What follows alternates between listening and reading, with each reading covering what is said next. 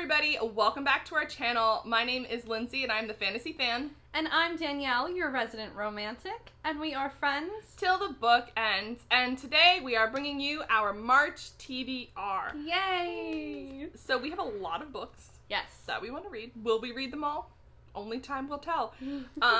Please don't hold us accountable. So, first book that we want to chat about really fast is the book club book for coming out, I think, at either the very end of March or the beginning of April. So we will read it in the month of March. Is Caraval by Stephanie Garber, and this is my pick, and I have owned it for literally years, and I am quite ashamed. It's been on my shame shelf. I know it's about like a circus or a carnival and twin girls. I don't really know much else about it, but it's something that we're gonna read. And then we also have a movie Monday that Danielle's gonna get into. Yes, so this is Before I Fall by Lauren Oliver. This is a book that was turned into a movie, I want to say 2 or 3 years ago. I believe it's on Netflix. I have been dying to watch the movie for it.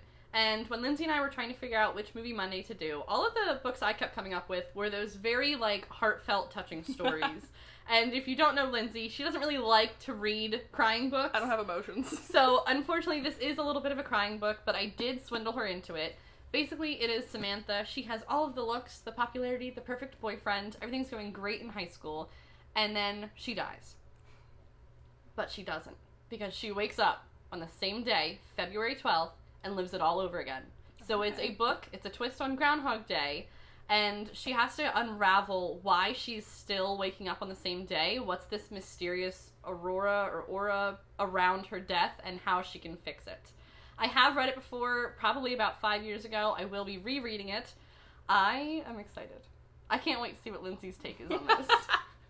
We have medium hopes.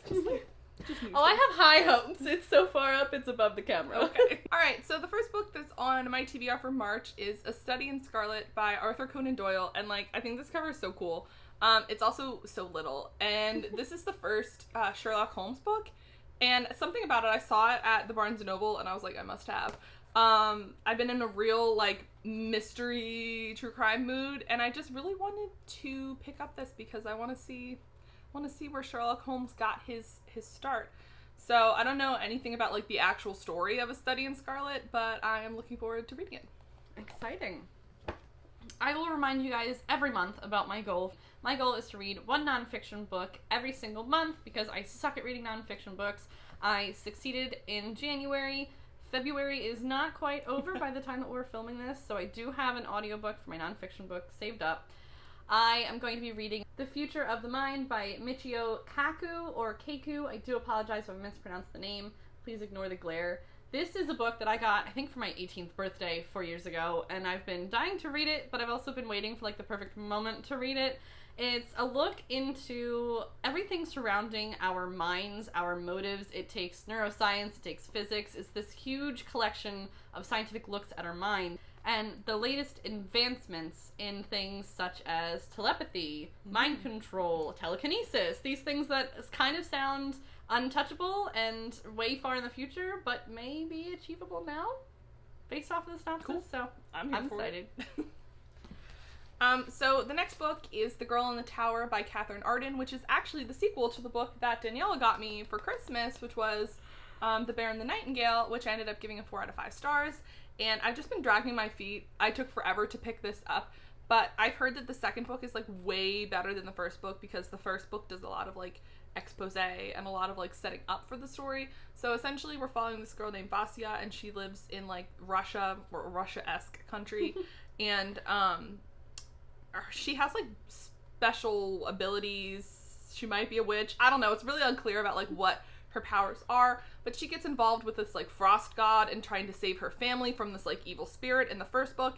I have no idea what the second book has up as far as plot goes. I know nothing. I think she goes to Moscow, which means this is definitely in Russia. I just have forgotten everything. I might need to do a brief, like, recap of the first book online to kind of set myself up for this one, but I'm really looking forward to it. Yay! Next for me is Matched by Ali Condi. I'm gonna say just the first book is my TBR. I believe this is a series, correct? Or a trilogy? So. Yeah. It's one of those, so I'm not guaranteeing I'm putting the other books on my TBR. It is just Matched. I know this is a very older book. It's not as current. Basically, you have Cassia. She lives in a society where they choose everything for you. Specifically, they choose who you love, and somehow there is a glitch in the system where it ends up choosing 2 guys for her. And so somehow she has to figure out her own life path when everyone else usually has everything picked out for them. It is also one of those dystopian societies, very Big Brother, 1984, but in a modern set book. I actually tried reading this when I was in high school, probably around 15 years old. I did not like it. I DNF'd it.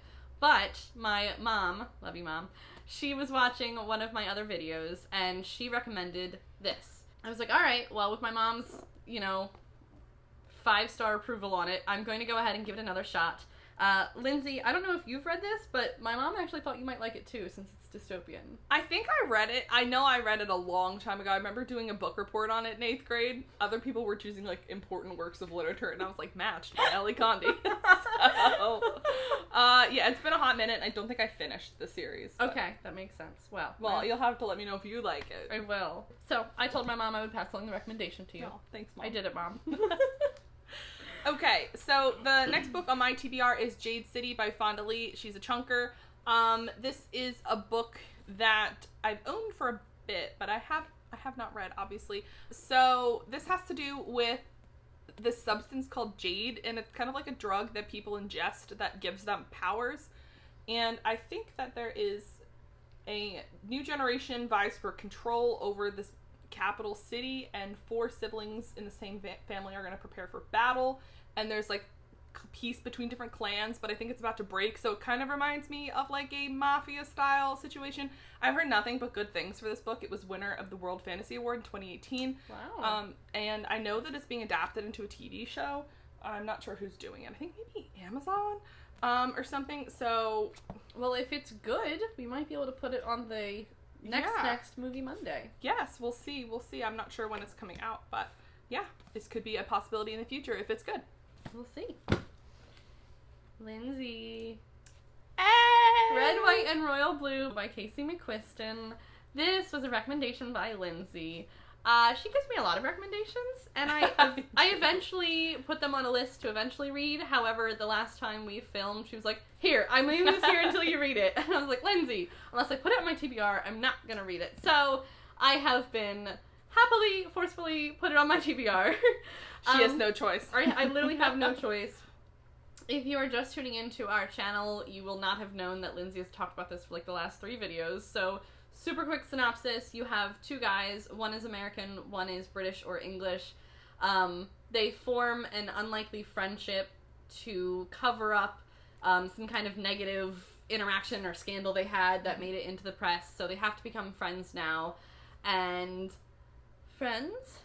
Haters? Lovers? The lines get a little blurred. A little blurry there. So, synopsis is short because if you have seen our channel before, Lindsay has given the synopsis many times. Mm-hmm. So that is that.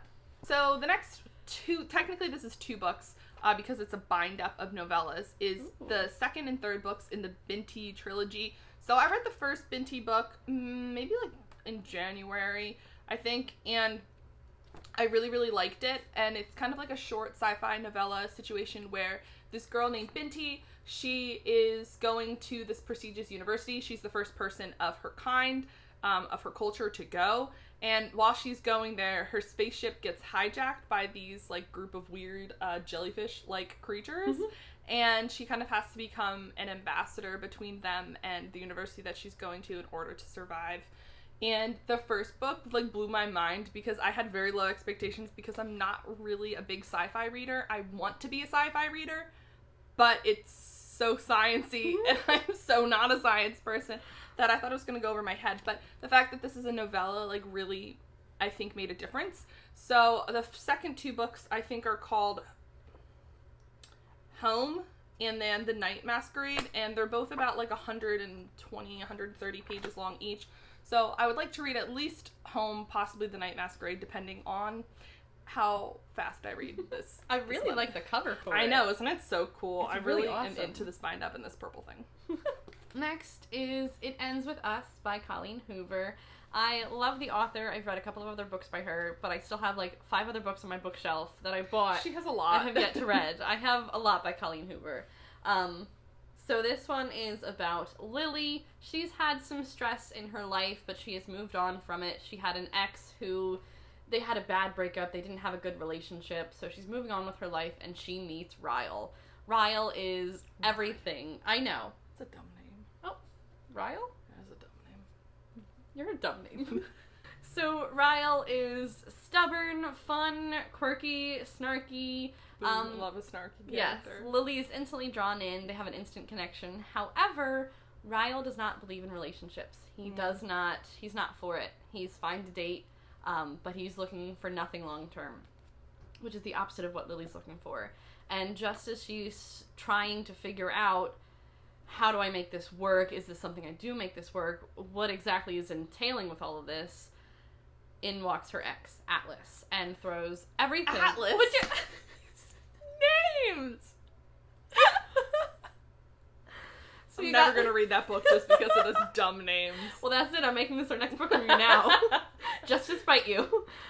So it's not quite a love triangle between Lily, her ex, Atlas, and the new guy, Ryle, but it's kind of Atlas walks in and shakes everything up, just as Lily's trying to figure out how to make it work with Ryle. So it is, I believe this is an adult, not romance, but kind of an adult contemporary read.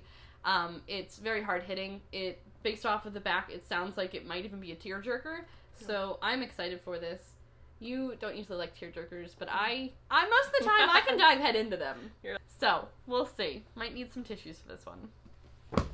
So the next book that I would like to pick up this month is The Bridge Kingdom by Danielle Jensen. And this is a fantasy romance wreck that I bought this book and I had heard nobody talk about it. And then since I bought it like a couple months ago, I've seen a lot of people talk about it. So I've heard it slightly compared to From Blood and Ash, which is my current obsession. And we're following a girl named Lara whose family is like rivals with another family, but her father has essentially been grooming her as a low-key assassin, and she's going to marry the son of the other family, and she's going to kill him, and so her family can take control of this bridge that's like the bridge between two worlds. The bridge to Terabithia! That's a tearjerker. Let's talk about that. I never read it. Did you see the movie? Mm-mm. Danielle, you're in for Danielle, you're in for a shock, man.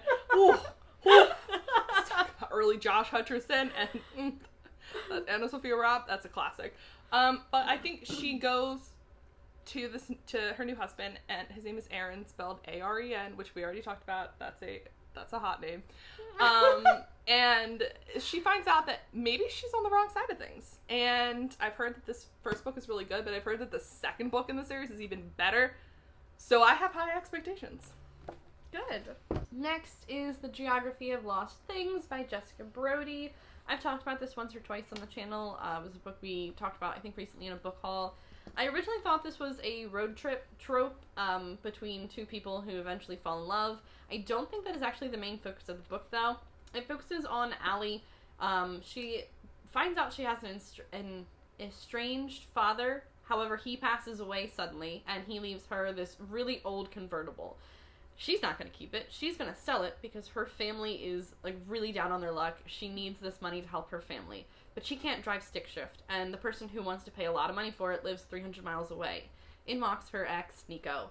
Nico can drive stick shift, so they end up going on this road trip. And along the way, Nico apparently is picking up random objects from like random stores or like tourist shops, and somehow they're all going to collectively show her who her unknown father was, or let her in on what her unknown father's life was about. The bottom is a little vague about that, so I'm not sure how the objects come together in a road trip. So, curious to see how that happens. Considering it is her ex, Nico, I'm hoping there is also still some love involved in here, so we will find out. Okay, so the next book that I want to pick up is Obsidio by Amy Kaufman and Jade Kristoff, which is the third and final book in the Illuminae files. And I read the Illuminae files back in like June of last year, and then I dragged my feet to reading the second book, which turned out to be a 5-star read for me, Gemina. And so I'm really excited to get to this book. And essentially, this is a sci-fi told in different, like, it's like a dossier format, so it's mixed media.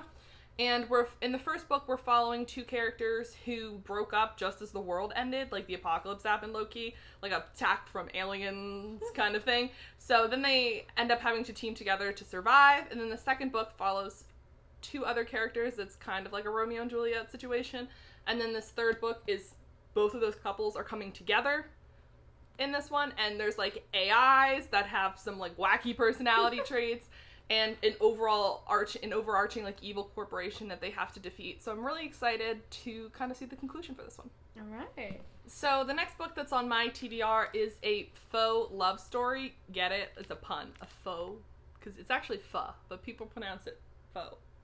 It's like a fake love story. Lindsay thinks she's funny. Thank you. I don't. The author does. Lonely. And essentially, I think this has gotten a lot of like really good reviews. It just came out in February, and it's essentially following two rival pho noodle places, and it's a Romeo and Juliet situation. I like Romeo and Juliet. This sounds good. Yeah, sometimes I do. And Sometimes I do.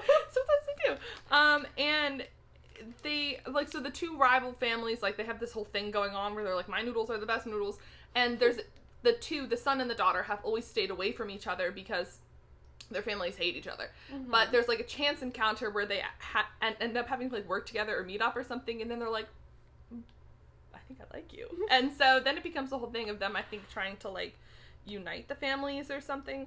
So it's so cute, and I love things based around food, like stories around like pizza shops or bake shops. Bake shops, yeah. I just think it's so fun to incorporate. So I'm really looking forward to this book. And it's so cute, and the cover's adorable. I do like the cover.